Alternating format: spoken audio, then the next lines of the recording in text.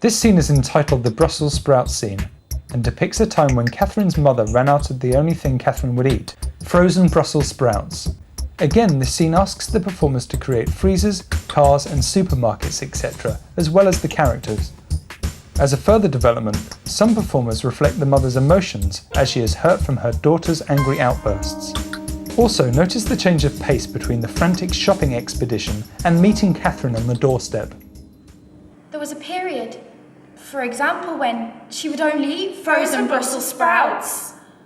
And on one day when I'd been especially busy, I'd forgotten to buy Catherine these blessed Brussels sprouts. So I looked in the freezer.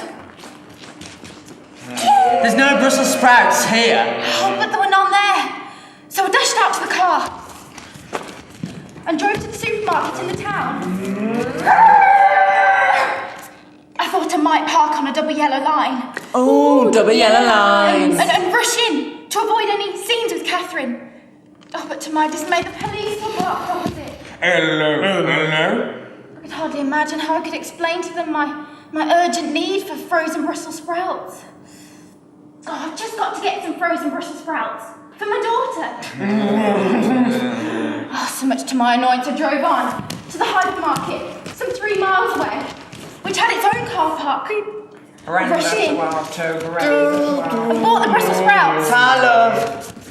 I drove back, arriving home in panic, but relieved to have been successful in my quest.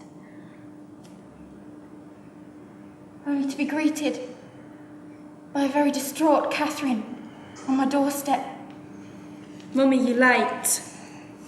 Oh, Catherine, it's only 1:05. That's not the point. Lunch is at 1. I didn't know where you were. I couldn't find my lunch. I should never eat a Brussels sprout again. Oh, but Catherine, I've just been out, purely to buy them. It's too late now. You know I eat at 1 o'clock. You ruined my whole day now. I hate it when you do this to me. I hate you.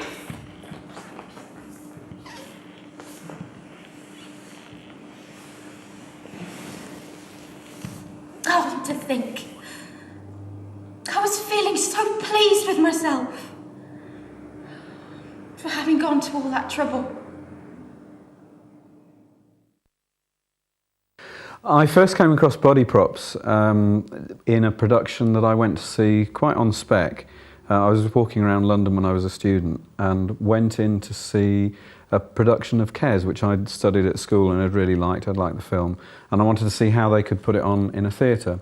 And they managed to do it by using body props, so human beings playing the items when they weren't playing the characters.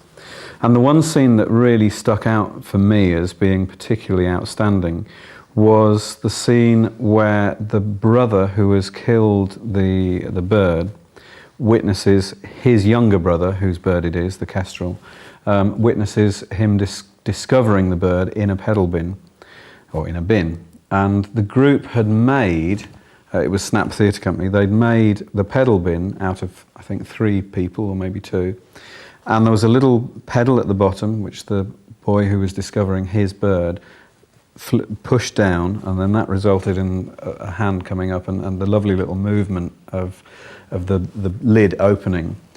And then in slow motion, plucking out a mimed bird.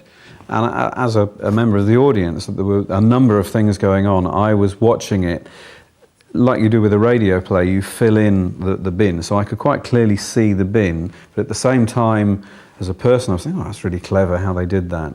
And went on to do probably the scene that I'm most pleased with is the Brussels sprout scene, where again, the structure of that scene is that you're having quite a lively scene, and in Hard to Swallow there were very few opportunities for lively, funny bits. But if you have the comedy preceding that moment where Maureen feels so let down because she's gone to all that effort to get the Brussels sprouts in for her daughter, and then she's rejected, is exactly the same as building up towards that moment with the bird. And then the other scene that I was asked to write like this was the fairground scene in Arson About. And the idea of having a scene in a fairground was great because there are so many different things in a fairground that you can body prop. And I also like the way in that scene where you kind of reference the fact that you're doing it and make light of it. So I think the line was something to the effect of the magic of theatre. So you're suddenly being self-referential in the play and coming out of the play and hopefully making the audience laugh about the fact of what you're doing.